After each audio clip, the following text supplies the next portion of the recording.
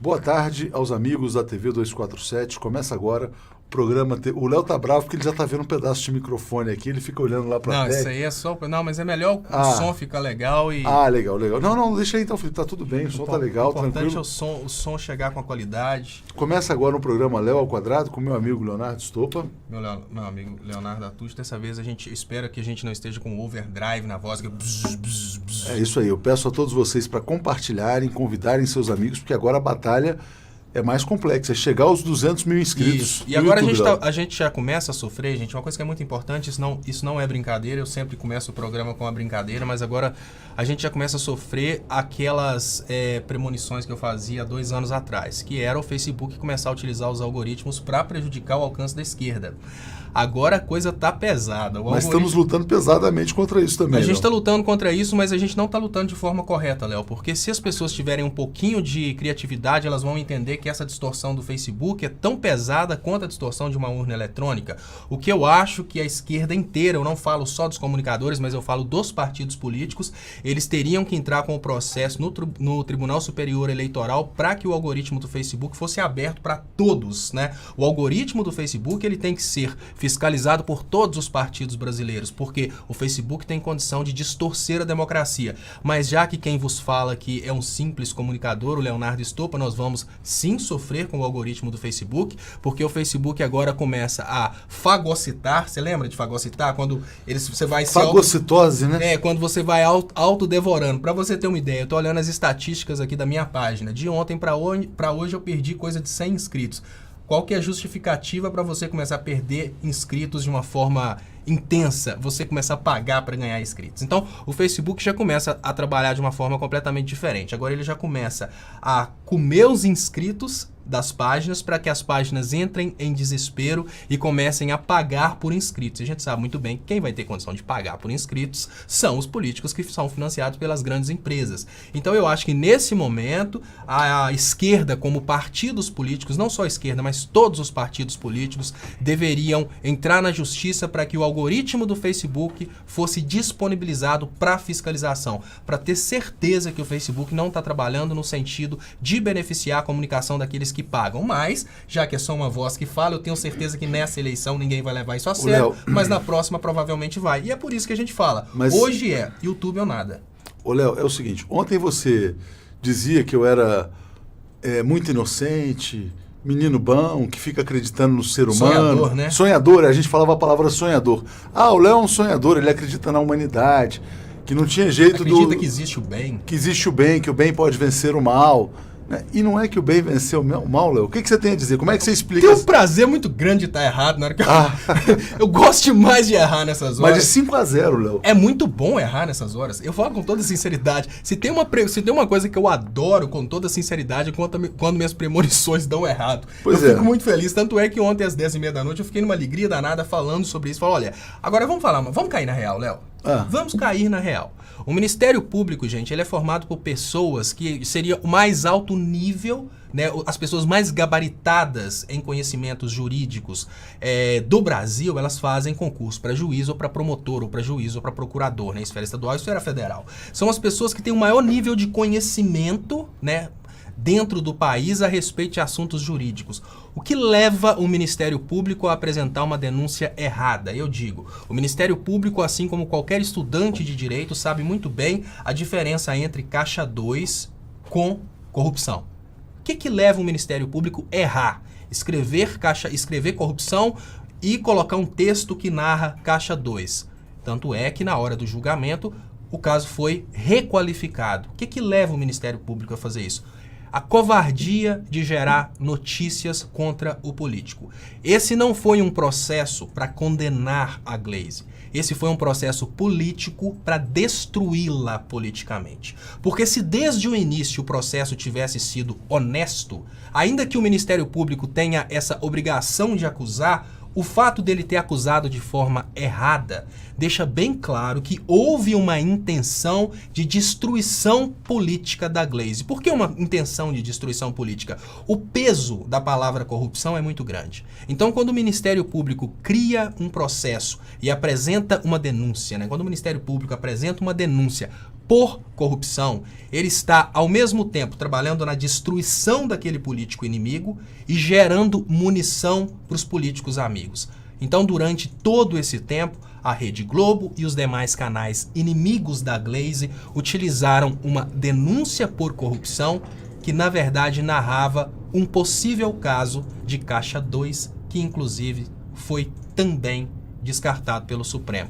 Mas o mais importante que a população precisa entender agora é a finalidade da denúncia. A finalidade da denúncia não era condenar. A finalidade da denúncia foi criar um clima para que a sociedade brasileira engolisse essa história de que a corrupção do mundo está toda concentrada num partido político dentro do Brasil. A denúncia foi feita politicamente. Por quê? As pessoas do Ministério Público sabem muito bem que a denúncia era fraca. As pessoas do Ministério Público sabem muito bem que eles fizeram uma denúncia de Caixa 2, porém colocaram título de corrupção porque isso gera matéria na Globo. As pessoas do Ministério Público fizeram de caso pensado para covardemente gerar munição para que acontecesse tudo que a gente está vendo hoje. É uma munição para que o povo se distanciasse, de certa forma, do PT e permitisse a eleição de um Dória na cidade de São Paulo, permitisse a eleição do PSDB no Brasil todo. Isso faz parte da dopagem eleitoral para ganhar os municípios do Brasil. Isso faz parte da dopagem eleitoral para evitar que o brasileiro se levante contra a prisão do Lula.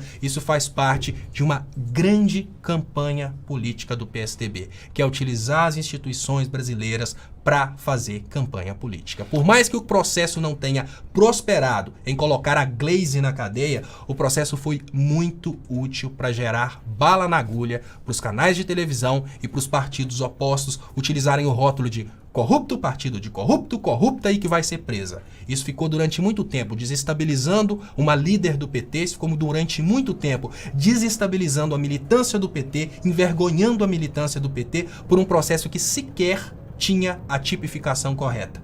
Um processo que era a respeito de Caixa 2, foi durante todo o tempo tratado como corrupção para gerar munição para os partidos inimigos, para gerar munição para os eleitores inimigos e para envergonhar os eleitores da Glaze, os eleitores do PT. É estratégico, não me faz de bobo e é vergonhoso o modo como as nossas instituições estão trabalhando para fazer campanha com o nosso dinheiro, porque promotores, procuradores trabalham e recebem o nosso dinheiro, porém para fazer campanha para o PSDB. É triste. Léo, já que você fala que isso aí surgiu com uma finalidade político-eleitoral, essa acusação, eu vou te fazer uma consulta. Você sabe quando que surgiu essa acusação pela primeira vez? Eu não sei exatamente não, Léo, mas eu sei você que já vai saber a data, 4 anos, né? Você quer saber a data exata? Quando? 19 de outubro de 2014. Você sabe o que acontecia em outubro de 2014 no Brasil? O pau estava quebrando, né? Era o intervalo entre o primeiro e o segundo turno da eleição presidencial. Eu mandei uma imagem aqui, vamos ver se a gente já consegue abrir essa imagem, porque é muito interessante. Olha, ex-diretor da Petrobras diz que Glaze recebeu 1 milhão, né? Então tá aí, vamos voltar para a gente, só para dizer, porque eu queria mostrar exatamente essa data, 19 de outubro de 2014. Essas delações jamais se confirmaram, porque eram todas contraditórias. De um lado você tinha o Paulo Roberto Costa, de outro lado você tinha o Youssef, o outro empresário, XYZ, né? Todos eles batendo cabeça. Mas foi muito curioso que isso aí surgisse naquela reta final do segundo turno, em que a Dilma vencia com certa facilidade. Mas por quê? Qual era a posição da Glaze? A Glaze era ministra da Casa Civil do governo da Dilma. Então, se a Casa Civil do governo Dilma pudesse, de alguma maneira, estar envolvida, o que seria? Era a bala de prata para derrubar a Dilma e colocar o Aécio na presidência. Isso acho que confirma um pouco. Exatamente. Do que você O mais vergonhoso não é imaginar que a gente tem partidos políticos que trabalham com a mentira, porque é esperado do PSDB utilizar a mentira como uma espécie de repertório para a campanha política. Isso é natural. O que me deixa indignado é imaginar que as nossas instituições... Olha, não me incomoda nem um pouco ver que o DEM está produzindo mentiras, que o MBL está produzindo mentiras, que o PSDB está produzindo mentiras. Eles são para isso. O que me deixa desesperado é imaginar que as nossas instituições, que seriam instituições para guardar a soberania nacional, para guardar a ordem pública, para guardar o Brasil, elas estão trabalhando abertamente pelo PSDB. Isso é muito vergonhoso. Imaginar que só o Léo, o mais importante nesse ponto é o seguinte: poderia haver dúvida por parte do Ministério Público e poderia haver uma intenção do Ministério Público de averiguar se realmente isso aconteceu. Isso é natural. Um processo é exatamente isso. É o momento em que se procura a verdade e através da verdade você dá aí uma solução, absolvido o culpado. O grande problema é explicar por que o Ministério Público, formado por pessoas de altíssimo nível de conhecimento jurídico, fizeram uma tipificação errada e por que a tipificação foi corrigida pelo Supremo, que é uma coisa bonita, eles chamam de mutatio libelli. Quando o juiz pega e corrige. Eles fizeram uma tipificação errada para utilizar o termo corrupção para destruir a Gleice. É isso que me deixa desesperado. O PSDB fala mentira, é natural. Alguém surgir falando boato é natural. A gente vive em um dos países mais crápulas do mundo. O que me deixa impressionado é imaginar que as pessoas que são preparadas para trabalhar contra as mentiras, elas estão, de certa forma, sendo usadas pelos mentirosos nesse processo aí de usar as instituições brasileiras para colocar o PSDB no poder. É isso que me envergonha, é isso que me revolta. O fato do PSDB estar lutando com armas que não seriam éticas, é natural, porque ética e PSDB não combina. O que me deixa desesperado é imaginar que o Ministério Público e o Judiciário também estão, de certa forma, Léo, mas permitindo não é essa simplesmente falta de colocar o PSDB no poder, é colocar o PSDB no poder para quê, né? E o para quê a gente já viu que é o PSDB todo está no esse poder entreguismo, agora, né? eles conseguiram. Eles Depois conseguiram. de todo esse processo, é muito importante lembrar que isso foi um início de um trabalho de destruição e é por causa de fake news como essa aí que as pessoas foram para as ruas bater panela. O Fernando Magalhães pergunta aqui através do Superchat, Léo, o seguinte: não seria essa vitória da Gleice frente ao STF golpista uma tentativa de coagir o PT para desmobilizar ou parar de enfrentar críticas das maiores forças de esquerda? É uma tese polêmica, mas eu queria também dizer o seguinte: poderia ser, o STF quer dar de volta ao Brasil o Estado de Direito, né, colocar as coisas no seu lugar, e esperando que o Lula faça um sinal de desistência da candidatura. O Lula mandou mais um recado através do Wagner Freitas, presidente da CUT, Central Única dos Trabalhadores, e disse que só não será candidato se tirarem a vida dele. O Lula está dizendo, não vai arredar pé nem 1 milímetro. Essa vitória da Gleice, para muita gente, abriu a esperança de uma vitória do Lula também no dia 26. Agora, Léo, que o Lula reafirma a candidatura dele, você acha que essa possibilidade de liberdade ficou mais remota ou não? E aí é o seguinte, repito, ontem eu disse que a Gleice venceria, né? Achei até que com facilidade, o pessoal brincou comigo, Poliana, tal, isso e aquilo, e você dizendo, feliz, ainda bem que você venceu. Eu continuo acreditando que o Lula pode ser libertado no dia 26. Eu quero muito que você vença, tá? Fala, Léo. Mas o problema é o seguinte, existe uma diferença muito grande entre um pedido de habeas corpus e um processo sem prova nenhuma. Processo sem prova normalmente só prospera na mão do Moro. A acusação só consegue prender pessoas sem prova no Brasil na mão do Moro. Isso é muito natural acontecer lá em Curitiba. Agora, o caso que vai ser julgado pela segunda turma a respeito do Lula não é o processo em si. O mérito foi julgado e por mais que seja um julgamento que a gente não concorda, é um julgamento que dentro de um Estado de Direito que foi corrompido dentro do Brasil antes de uma Revolução Popular é um julgamento válido.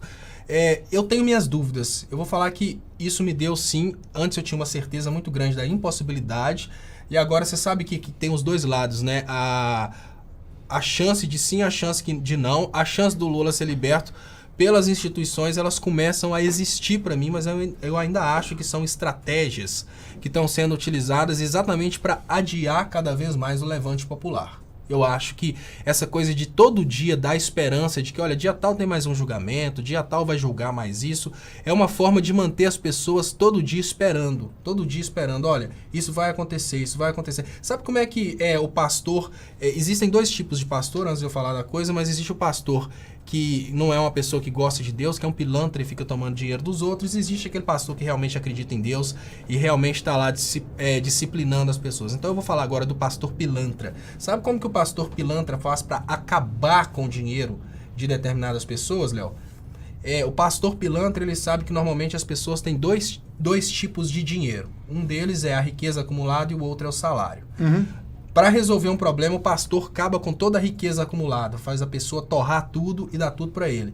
mas só que depois a pessoa sobra com o salário. E você sabe como é que ele faz para ter sempre mais da metade do salário dessa pessoa? A sua graça ainda vem.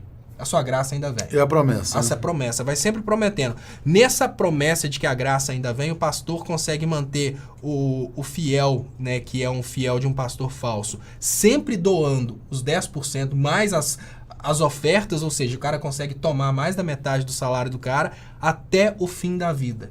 E muitas vezes, se essa pessoa que está lá só doando a metade do salário e sobrando só o dinheiro para comer, se ela tivesse tomado atitudes para alcançar aquilo que ela quer, às vezes ela quer uma casa. Aí ela fica sempre pedindo, pastora, sua graça ainda vem, Deus vai te dar sua graça. E só tomando o dinheiro do cara, se ele tivesse financiado uma casa, ele teria uma casa. Então, eu estou dando esse exemplo para mostrar como que é possível manter as pessoas longe de um objetivo, fazer com que as pessoas nunca alcancem um objetivo, sempre dando uma esperança que aquilo vai acontecer. Tá vindo, Deus me falou que tá vindo. Da mesma forma, o judiciário pode estar brincando com as pessoas para evitar que aconteça o levante popular, o judiciário pode estar todos os dias criando uma falsa impressão de que eles vão soltar o Lula, porque eles precisam adiar até o dia das eleições. Depois das eleições, a gente sabe que eles não precisam... sempre, olha, vai ser semana que vem, tá chegando. O meu medo é exatamente esse. Por isso que eu falo que confiar hoje nas instituições é exatamente o que eles querem. O que eles querem é exatamente que o brasileiro fique em casa, esperando, na esperança, porque eles sabem que é um volume muito grande de pessoas. É mais da metade dos votos válidos. Então eles sabem que eles não estão brincando com a minoria da população ali. Eles estão brincando com a maioria dos eleitores. Aí, nesse sentido, para evitar um levante popular que é eminente, basta que a gente consiga quebrar uma cerca de isopor que está distanciando as pessoas da realidade do que está acontecendo. Para evitar que a gente tenha esse levante popular, eles ficam sempre dando doses de esperança. Não, calma, semana que vem. Ah, não, esse não deu, mas já tem outro processo aí que vai ser julgado. Mês que vem, fiquem tranquilos. Um dia depois das eleições, aí assina um habeas corpus. Um dia depois das eleições tem que cair correndo a prisão em segunda instância, senão eles vão ter que começar a prender amigos, né? Claro. Esse é o detalhe. Agora o Lula também corajosamente soltou uma nota, né? Elogiou evidentemente a decisão do Supremo em relação à Gleisi, mas disse que o Supremo desmoralizou a Operação Lava Jato. Você acha que foi um movimento correto do Lula de se colocar publicamente em relação a isso? De dizer que também a própria condenação é uma condenação, em tese, desmoralizada? Você fala a condenação dele? Não, ele falou que a decisão do Supremo em relação à Gleisi desmoraliza a Operação Lava Jato. Porque a Gleisi era um alvo notório dessa mesma operação. O que acontece é o seguinte, essa decisão do Supremo em relação à Gleisi não desmoraliza a Lava Jato, porque a Lava Jato já não tem moral nenhuma. Mas em termos jurídicos, ela mostra que a Operação Lava Jato é uma operação de campanha política. Ela não é uma operação contra a corrupção. Ela é uma operação de distribuição do dinheiro da corrupção, porque quando eles acham um cara verdadeiramente corrupto, esse cara tem um tempo para poder desviar o dinheiro das contas, é só olhar o que aconteceu com Cunha, para depois ter o dinheiro para negociar as delações. Isso foi a denúncia do Tacla Duran. Então, até onde a gente sabe, a Lava Jato não está muito preocupada com combater a corrupção. Ela está preocupada em fazer uma redistribuição de renda na corrupção. É mais ou menos assim, o cara se corrompeu, segundo o Tacla Duran, o cara se corrompeu, aí naquele momento que ele se corrompeu, ele está com muito dinheiro. Fala, não, meu amigo, olha, você tem que dividir isso aí, porque se você não dividir, você fica preso. Aí, segundo o Tacla Duran, o cara conseguiu todo aquele dinheiro de corrupção, mas se ele passar para um advogado lá de Curitiba, para aquele advogado negociar a delação premiada, ele vai para casa, ele não fica preso. Então, a população já está sabendo que a Operação Lava Jato não é uma operação contra a corrupção, mas uma operação de redistribuição da renda da corrupção. E o que acontece é que as pessoas que realmente ficam presas na Operação Lava Jato são aquelas pessoas que não têm ligação com a corrupção, porque eles não têm o dinheiro da corrupção para redistribuir. Isso é muito claro, dá para entender de uma forma muito clara. Tanto é que o Lula pergunta para o Sérgio Moro, porque o Lula sabe do que está acontecendo, mas é muito difícil falar para a população brasileira a verdade do que está acontecendo. É aquela hora que ele vira para o Sérgio Moro e fala, não sei, você que soltou o Youssef. O Lula sabe por que o Youssef está solto. Ele sabe. É a indústria da delação. Além da indústria da delação, é a negociação da delação. O Tacla Duran está tentando falar a respeito disso há muito tempo. Agora, existe aí campanha, e é uma coisa que eu gostaria de entender o motivo pelo qual um grupo que se diz contra a corrupção está fazendo uma campanha contra uma possibilidade de corrupção dentro das delações. Só para vocês terem uma ideia como existe uma conexão muito assim próxima, umbilical, entre os donos da Operação Lava Jato, que é o PSDB, e as agências de imbecilização, por exemplo, MBL, Vem Pra Rua. No momento em que a Operação Lava Jato começa a virar para o lado do PSDB, e de certa forma começa a querer entender por que tantas delações só falam do PT, já vem aí um movimento dessas agências de internet contra uma investigação das delações. A gente está querendo saber se tem alguma coisa errada nas delações. E se os movimentos são contra a corrupção, são contra a coisa errada, por que eles estão contra uma investigação das delações, né? Se a gente está procurando coisa errada, a gente tem que procurar coisa errada para todo lado. Não é só coisa errada na casa do vizinho, é na sua casa também.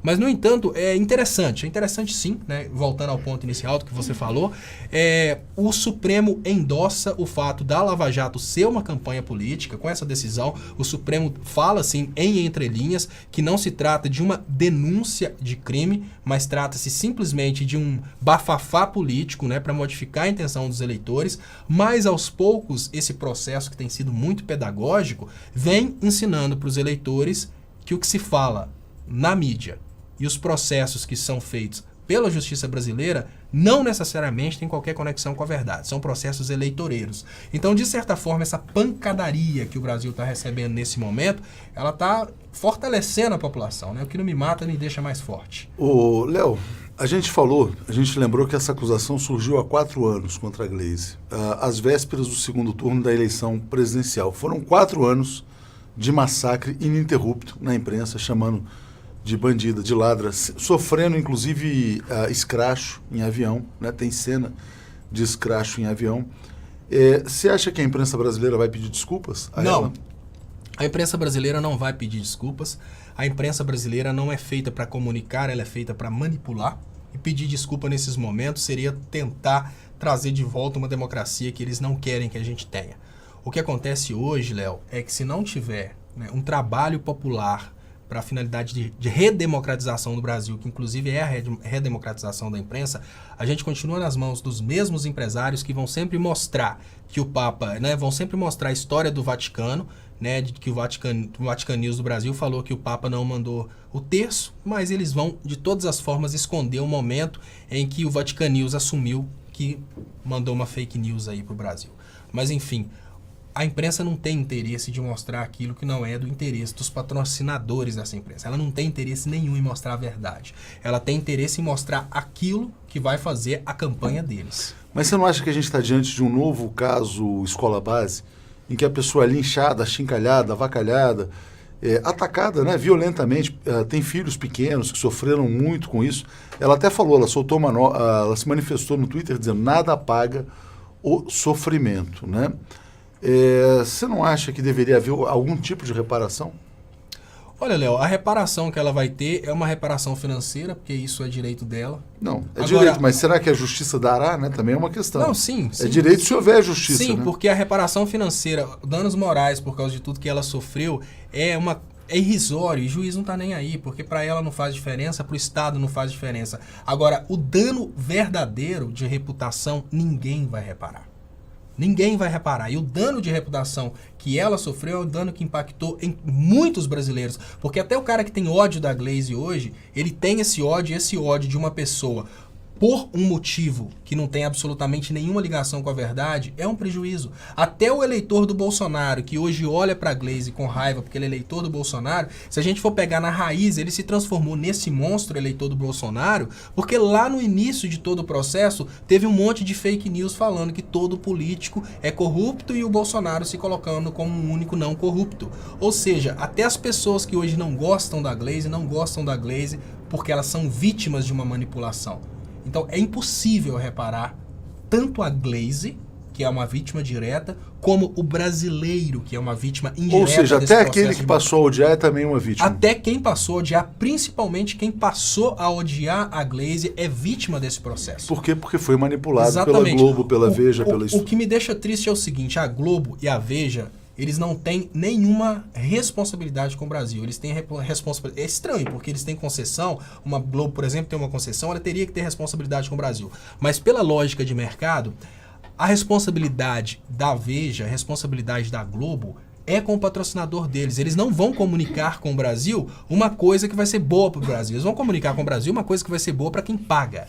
Agora, quando a gente pensa numa realidade de um Ministério Público, o que leva o Ministério Público a fazer um trabalho contra o povo que paga o salário deles? O que leva um Ministério Público a fazer um trabalho de criação do sentimento de ódio em uma nação desse tamanho, sendo que é a nação que hoje segura os promotores e os procuradores nos braços? É isso que eu tento entender. O que leva uma instituição a ser utilizada de massa de manobra para fazer campanha por um Brasil pior, que não é uma campanha por um Brasil melhor. Isso é que é o mais importante. Se a gente tivesse uma realidade invertida, vamos imaginar que a gente tivesse numa realidade em que a gente estivesse num golpe de Estado, por exemplo, um golpe militar entreguista, entregando tudo para os Estados Unidos. Aí, nesse momento, o Ministério Público e o Judiciário começassem a bater de frente com o general, por exemplo, para trazer o Brasil de volta para os brasileiros. Isso seria louvável.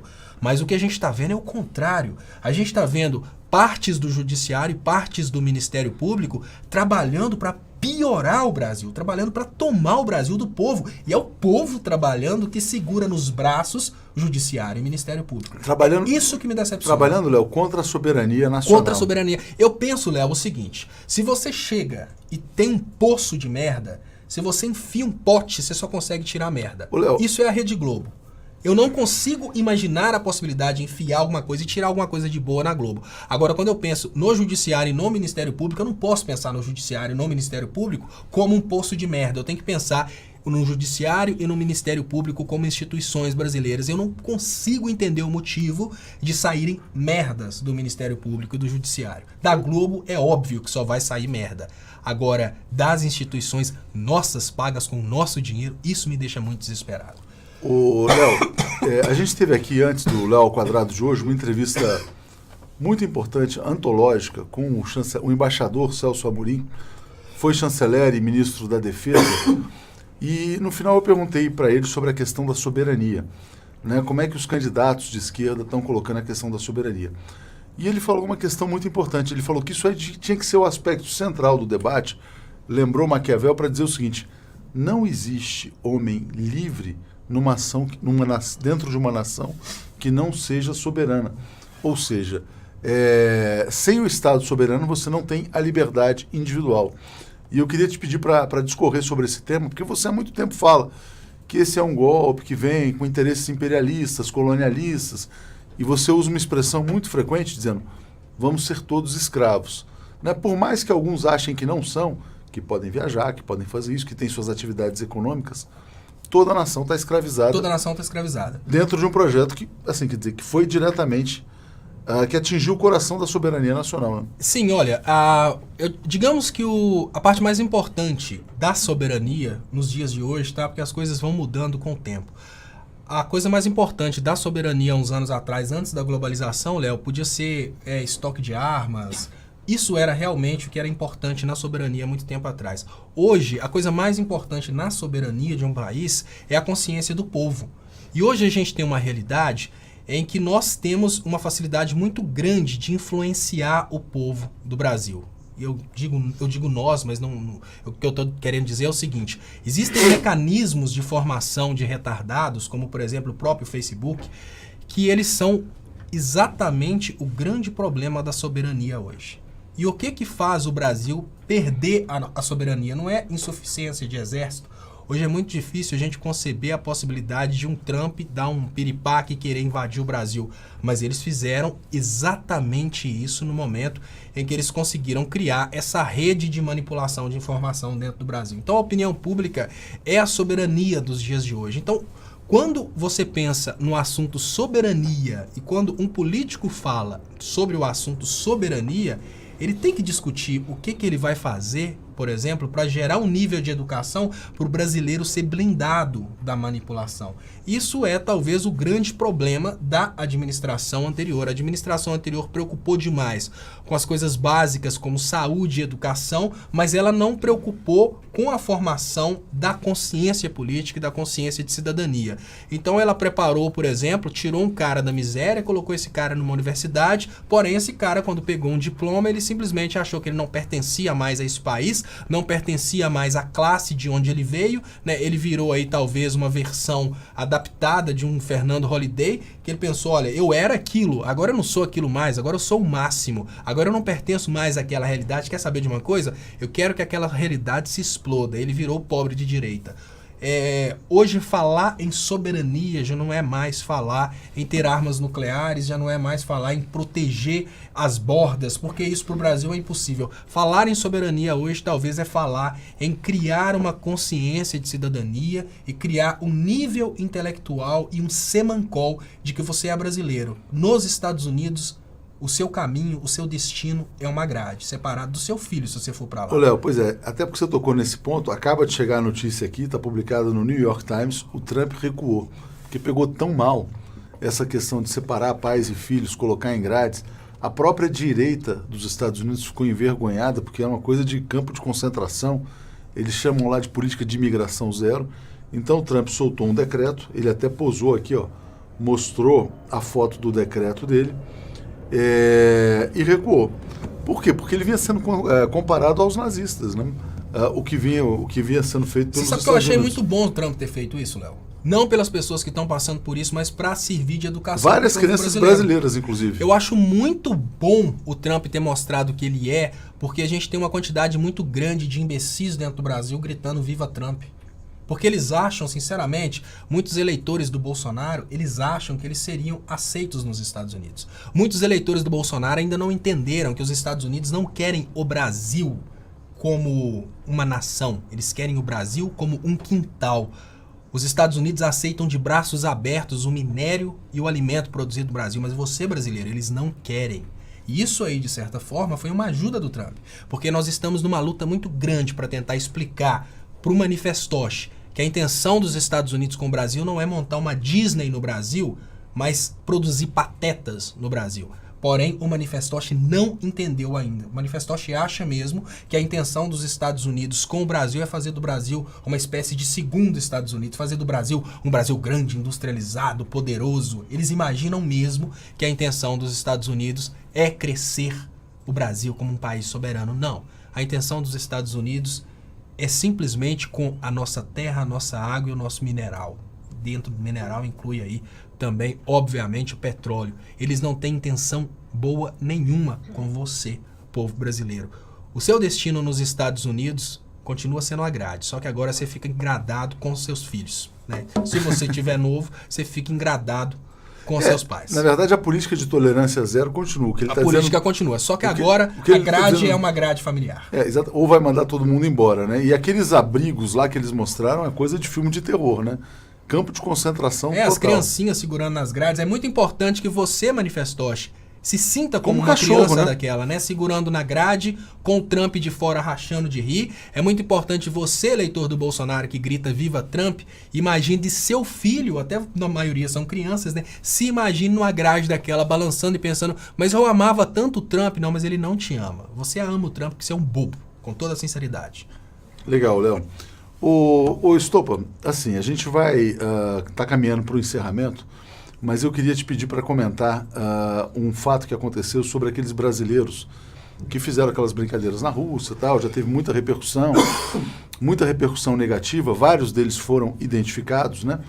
Um deles era funcionário da Latam, da empresa aérea, e a TAM tomou a decisão de demiti-lo, né? Nem esperou ele voltar de férias, devia estar em férias, e vai demitir. Alguns serão alvos de processo aqui no Brasil por misoginia. Tem um cara que é lá de Pernambuco, que já tem até uma convocação de várias mulheres para aguardá-lo no aeroporto, né? Os caras não imaginavam que essa brincadeira ia custar tão caro. Imagina o cara desempregado agora, né? Depois de lá curtir a Copa, e vai voltar totalmente estigmatizado, né? O que eu tenho muito medo é que a gente tenha um processo de punição de algumas pessoas, mas uma punição, na verdade, que tem que ser contra uma ideologia, porque a ideologia que gerou essa atitude desses rapazes é uma ideologia que acontece na classe média brasileira. Isso é muito triste. A classe média brasileira, ela tem essa visão desrespeitosa, e isso não é uma coisa exclusiva de 5, 6 rapazes, não. Isso é uma coisa que hoje está sendo impulsionada por um grupo de ideologias radicais que estão sendo espalhadas no Brasil. Se você prestar atenção, Léo, você vai ver que o Brasil nunca deixou de ser um país machista, mas logo que eles conseguiram derrubar a Dilma, as pessoas estavam pedindo a volta da Dilma e o povo começou a tentar fazer, assim, digamos que indiretamente eles começaram a fazer uma campanha para tentar justificar por que o Temer é melhor. Então eles começaram evangélicos, isso me envergonha muito, porque o evangélico é uma pessoa que parece que nunca leu sobre a história de Cristo. Porque o Cristo, ele veio exatamente para modificar essa coisa aí de desvalorizar as mulheres. O Cristo deu oportunidade para muitas mulheres e o Cristo foi, digamos que, o líder que mais trabalhou contra o machismo. Mas, no entanto, os evangélicos brasileiros que seguem, não evangélicos que seguem a Bíblia, tá? Evangélicos que seguem Malafaia, Feliciana, inclusive uma líder importante, que é a Ana Paula Valadão, assumiram a campanha Bela Recatada do Lar. Exatamente. Então, no momento em que Léo, o Brasil... Só fazendo uma correção, porque, na verdade, muita gente está me dando bronca.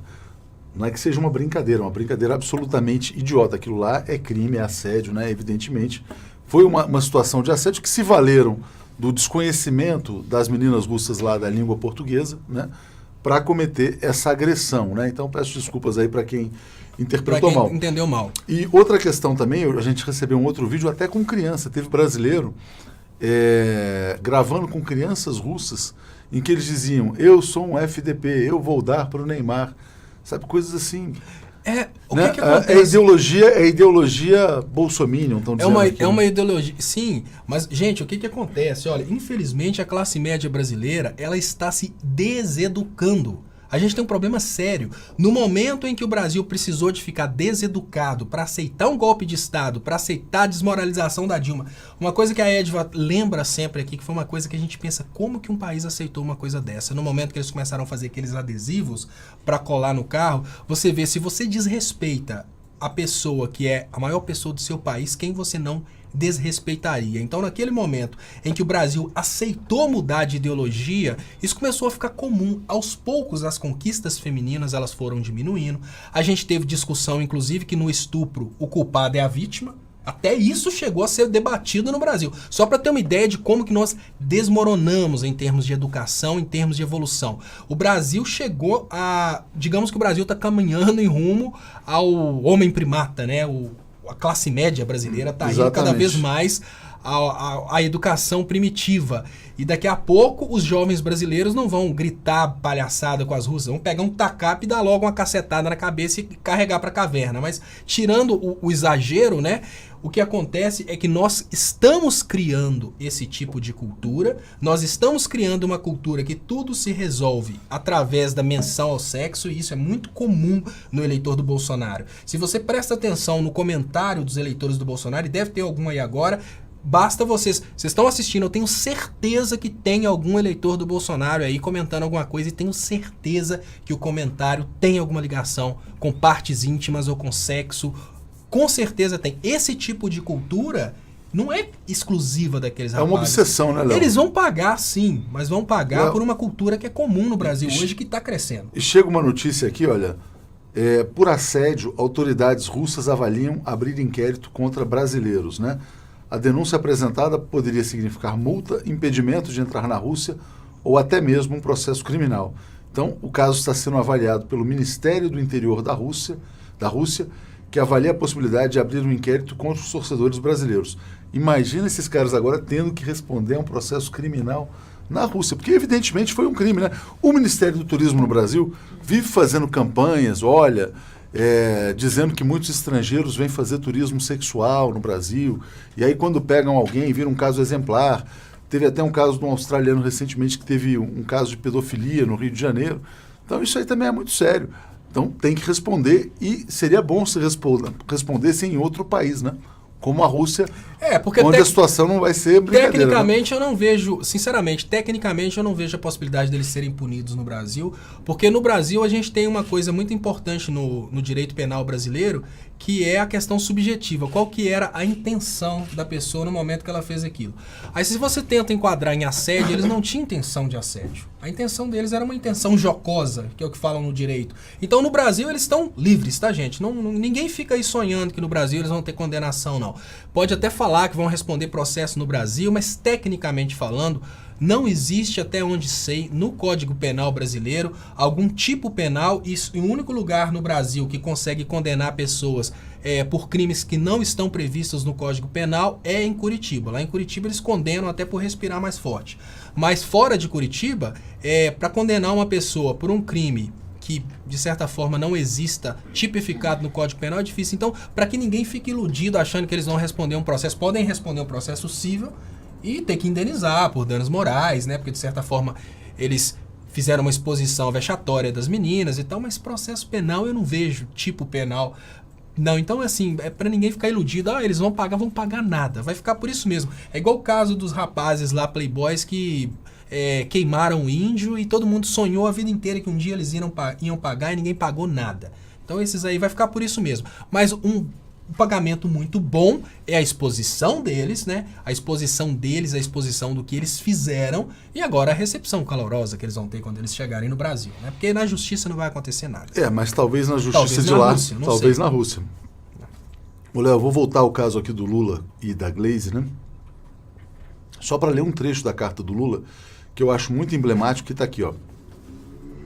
Agora eu me pergunto, quem vai te pedir desculpas por 4 anos de acusações falsas que tanto sofrimento causaram?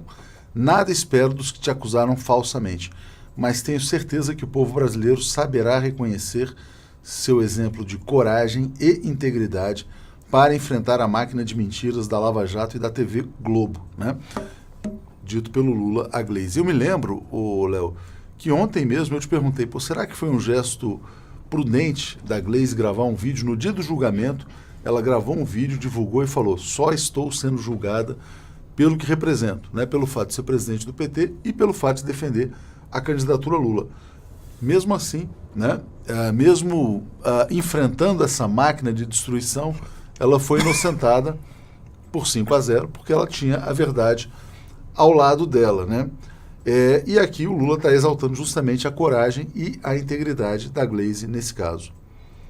Fala, Léo, sobre isso. Léo, eu acho o seguinte, o Lula falou uma coisa muito importante. Nós vivemos um momento em que o mais importante para a gente é conseguir, dentro da cabeça do brasileiro, desqualificar a Globo como um veículo de jornalismo. O brasileiro precisa entender que a Globo não é um veículo de jornalismo e nem sempre quando um juiz julga, ele está julgando com a justiça. Muitas vezes ele está julgando porque ele foi obrigado a decidir daquela forma por algum motivo obscuro que a gente nem precisa imaginar, porque se a gente for dar asas para a imaginação, a gente vai fazer um Léo ao quadrado eterno. Mas enfim, o mais importante hoje é a gente aproveitar as oportunidades para conscientizar a população que a Globo fala mentira. A gente precisa hoje trabalhar de uma forma muito intensa com os comunicadores. Eu quero encerrar agora o programa falando, não sei se é um encerramento ainda não, mas eu preciso encerrar chamando atenção para os comunicadores e para quem tiver contato com políticos de esquerda. Será que vocês vão realmente deixar essas eleições passarem sem pedir na justiça a fiscalização do algoritmo do Facebook? Será que vocês vão perceber que vocês foram feitos de bobos só depois da campanha? Será que não é hora de, assim como as urnas eletrônicas são fiscalizadas por todos os partidos, também os algoritmos dos veículos que formam opinião dentro do Brasil serem fiscalizados por todos os partidos? Porque é muito confortável, né?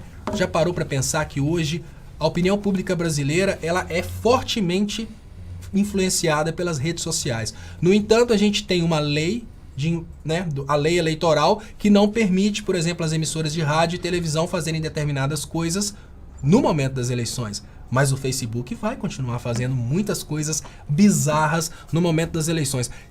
Isso é uma corrida contra o tempo. Léo, eu recebi uma denúncia de um telespectador nosso, porque a gente botou na TV 247 um vídeo do Renato Rovai, o editor da revista Fórum, que ontem foi ao Congresso Nacional para falar sobre esse caso do Facebook, né? Ele falou que em 30 anos de atuação profissional como jornalista e também como professor, pela primeira vez na carreira dele, ele foi censurado, né? Eu recebi esse vídeo, subi no YouTube e subi no Facebook. E aí um telespectador nosso tentou compartilhar o vídeo e recebeu também um alerta dizendo que não conseguiu, que não poderia compartilhar. Então, seria aí, se isso for verdade, a gente vai averiguar, vamos checar, seria o segundo caso de censura, o que é proibido pela legislação brasileira. Se não tiver uma corrida contra o tempo agora, e essa corrida contra o tempo não pode ser uma corrida contra o tempo isolada de um blogueiro, não. Essa corrida tem que ser de todos os partidos políticos, porque a grande realidade é que o Facebook vai sim vender influência política e o Facebook tem esse poder, porque o que o Facebook coloca no ar vira lei, vira verdade no Brasil. Se os partidos não correrem agora para trabalhar no sentido de abrir o algoritmo do Facebook para ter certeza que nenhum partido está sendo beneficiado pelo Facebook, pode ter certeza que o Facebook vai decidir as próximas eleições. Ô Léo, tem um outro tema importante que está acontecendo agora na Câmara dos Deputados, a gente vai acompanhar, evidentemente, que é a entrega do petróleo, né? A entrega do pré-sal. O DEM colocou em regime de urgência o projeto do Zé Carlos Aleluia, deputado entreguista, colocado em regime de urgência pelo Rodrigo Maia, também associado ao entreguismo, um projeto que permite que as áreas do pré-sal que iriam para a cessão onerosa para a Petrobras, porque já se sabe que tem muito petróleo, que o petróleo está lá, que não tem risco exploratório nem nada, e que a lei só permitia que esse tipo de tesouro fosse explorado pela Petrobras, o Aleluia criou um projeto para entregar para a Shell, para a Exxon, para a Chevron, justamente para as empresas que patrocinaram o golpe de 2016 e que mantêm o Lula preso como prisioneiro político das petroleiras também, né? Então esse projeto vai ser votado em regime de urgência, o PT apresentou um requerimento para retirar da pauta, esse requerimento foi derrubado, porque, infelizmente, a maioria dos deputados brasileiros é entreguista. Então, hoje pode ser o dia da farra do boi, da Shell, da Exxon, da Chevron e de todas as petroleiras que colocaram o Brasil e os caminhoneiros também nessa situação.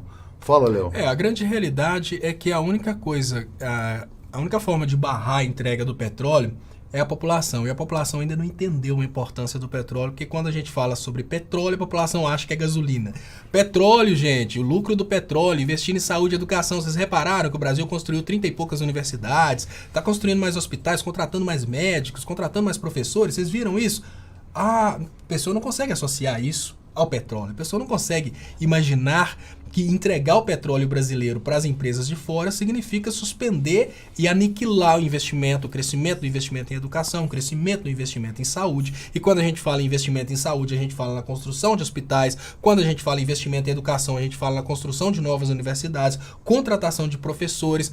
Mas já que o povo não consegue entender que existe uma diferença muito grande entre petróleo e preço de gasolina no posto, o povo ainda continua achando que tem que privatizar para diminuir o preço da gasolina. Eu acho que, sinceramente, a gente está nadando contra a maré e não adianta muito, não. Deixa eu falar aqui do Superchat e agradecer, evidentemente, ao Ali Sacker, que está dizendo: infelizmente, assisti o jornal hoje da Globo, pareciam que estavam cobrindo uma condenação e não uma absolvição. No fake news, ele fala, é a velha manipulação, cretinos, né? Muita gente falou comigo hoje sobre o Boechat, dizendo o seguinte, que o Boechat, que o Boechat estava dizendo, bom, e agora? O que a gente vai fazer com todas essas acusações agora que ela foi inocentada? Agora o que você vai fazer com todas essas acusações que se provaram falsas, você dobra a massa e faz o que quiser com ela, né? Assim, só porque acusaram, alguém tem que ser condenado?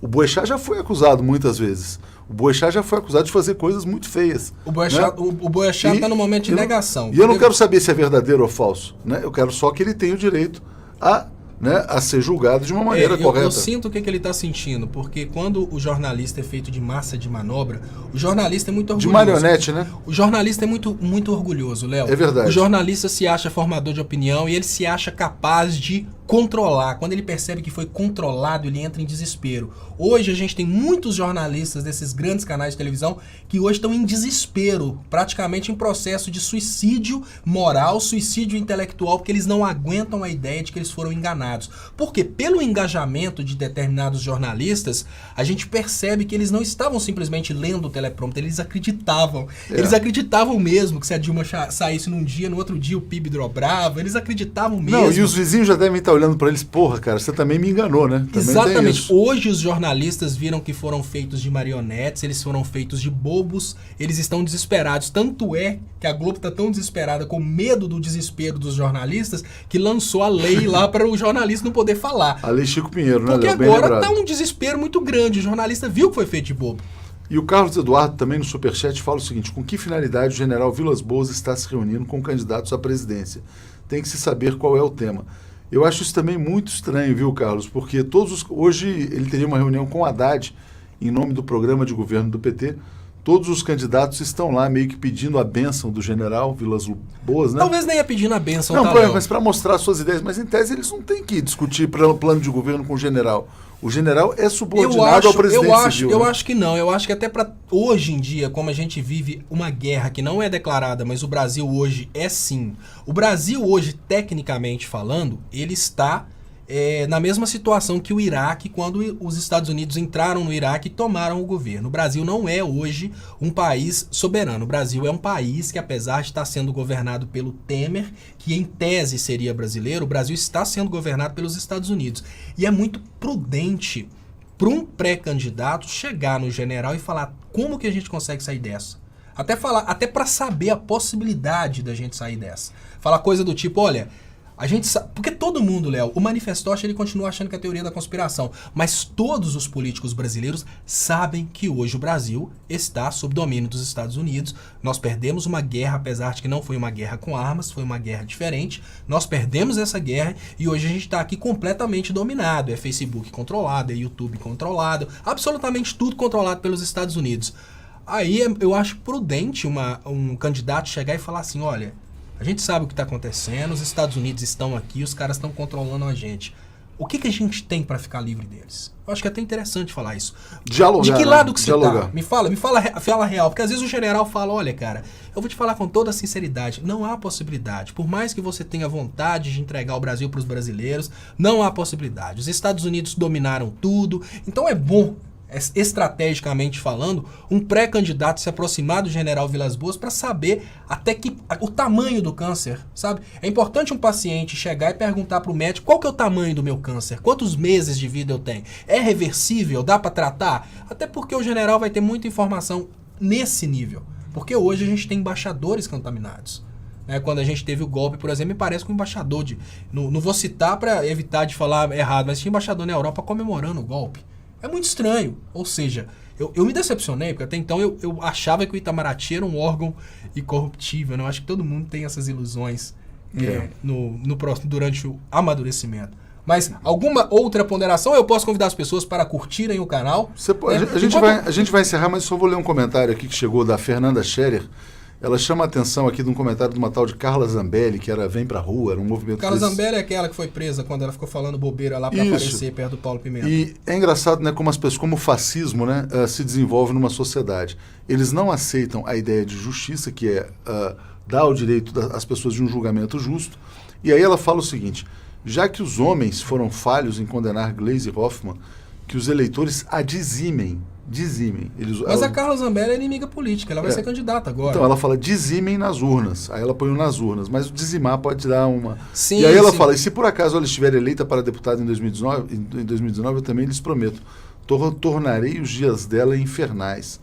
Então, é uma pessoa assim totalmente desqualificada, de espírito nazi-fascista, totalmente incompatível com a democracia. Isso aí tinha que ser banido. Mas sabe, Léo, uma coisa que eu tenho chamado a atenção das pessoas, e infelizmente é muito difícil a gente levar... Aliás, ela nem existe, né? Nem sei porque que a gente está falando dessa pessoa. Léo, é muito difícil a gente levar esse tipo de informação para as pessoas, mas hoje existe uma parcela da população brasileira que não vota mais em proposta, vota na perseguição. Ela vota na perseguição. Você vê aquela mulher, a loira do banheiro, ela tá se propondo como candidata. Aí você pergunta, o que essa mulher propõe para fazer para as pessoas. Ela não quer Nada, ser coca, ela não. quer ser governadora. Ela quer ser do mal, né? Como você Ela diz, quer né? ser. O que você propõe?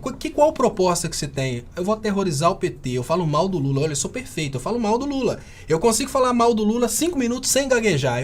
Ou seja, tá qualificada para ser candidata do PSDB, candidata do partido do Bolsonaro. Basta saber falar mal do Lula. Não, tudo bem, você sabe falar mal do Lula. Isso você provou, você fala 10 minutos falando mal do Lula, 10 minutos sem gaguejar. Agora me fala aqui, politicamente, o que você vai fazer? Mas tem que fazer alguma coisa? Eu já falo mal do Lula. Não precisa fazer mais nada. Isso é esse tipo de pessoa que você está lendo aí. Isso é essa turminha que está candidatando hoje e infelizmente, tá, gente? Eu não acredito na possibilidade da Loura do Banheiro ser eleita governadora, claro que não, mas muitas dessas pessoas que estão crescendo na política, não por fazer propostas, mas por falar mal de determinados políticos, muitas delas vão ser eleitas e podem esperar um Congresso muito torpe, muito podre em 2019. Pode ter certeza que se não tiver uma preocupação muito grande em fazer uma esquerda forte, um nacionalismo forte no Congresso, a gente vai ter muita gente fazendo sensacionalismo e espetáculo. Kings Categorias, Alexandres Frota, Loiras do Banheiro, tudo isso aí são resultados desse processo aí de destruição da educação do brasileiro. Esse processo que gerou os manifestantes da Rússia, esse processo que gerou Loiras do Banheiro, esse processo que gerou Carlas Zambellis, esse processo que gerou Kings Categorias, Alexandres Frotas e Fernandos Holidays.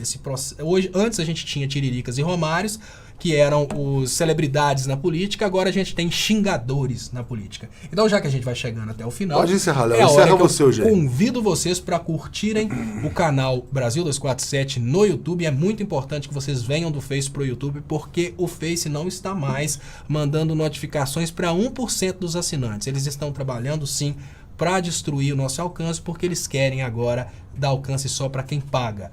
Por favor, assinem nosso canal no YouTube, convidem amigos para curtirem e assinarem nosso canal no YouTube. E eu tenho também o canal Leonardo Estopa, eu convido vocês para me darem essa força, assinem o canal Leonardo Estopa no YouTube e estejam comigo hoje 10h30 da noite no canal Leonardo Estopa. E a live não é mais a live do Sem Assunto, porque muitas opiniões que eu recebi que essa live não tinha um nome muito bonito, então eu passei para o nome Léo Estopa 10h30.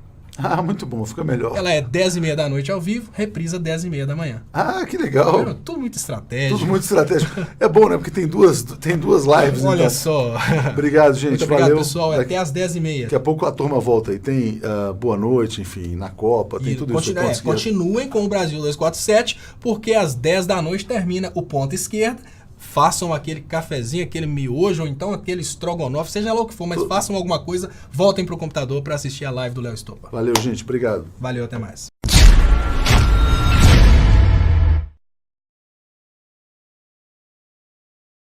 Meu nome é Walter Pomar, eu sou professor de Relações Internacionais na Universidade Federal do ABC, sou historiador e dirigente do Partido dos Trabalhadores. Eu apoio a campanha de assinaturas do Brasil 247, porque tanto como professor quanto como militante, considero essencial que haja liberdade real nos meios de comunicação no Brasil.